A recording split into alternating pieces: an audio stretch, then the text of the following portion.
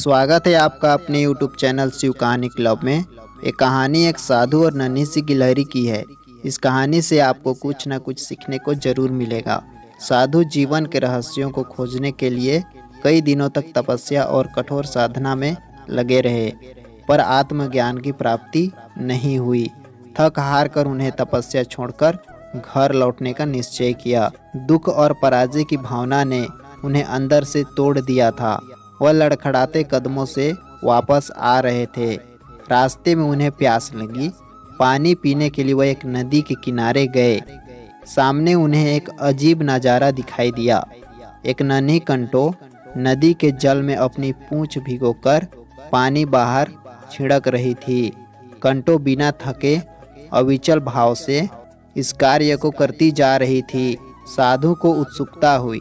उन्होंने कंटो से पूछा, प्यारी कंटो, तुम यह क्या कर रही हो?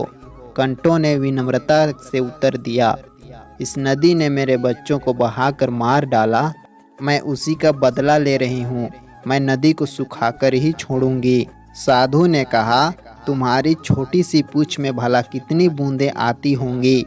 तुम्हारे इतने छोटे से बल, सीमित साधनों से यह नदी कैसे सूखेगी? इतना बड़ा काम असंभव है। तुम इसे कभी खाली नहीं कर सकती।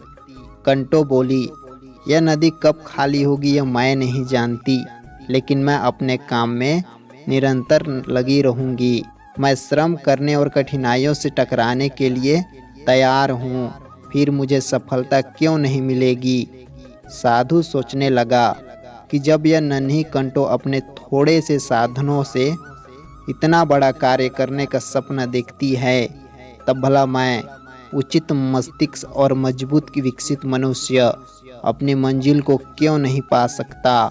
ठीक ही कहा जाता है कि कठिनाइयों से लड़ने के संकल्प से ही मनुष्य में शक्ति का संचार होता है, जिसके बूते वह सफलता हासिल करता है। मुसीबतों से लोहा लेकर ही मनुष्य का चरित्र चमकता है और उसमें देवत्व का विकास होता है।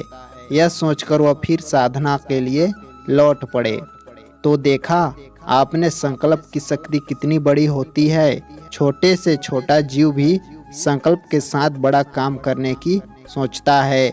तो इसी प्रकार हमें भी अपने काम को एक संकल्प के साथ ही पूर्ण करना चाहिए। तो दोस्तों, ये कहानी आपको कैसी लगी हमें कमेंट कर जरूर बताएं। और हाँ, इसी प्रकार से और हम मज़ेदार कहानियाँ लाते ही रहेंगे।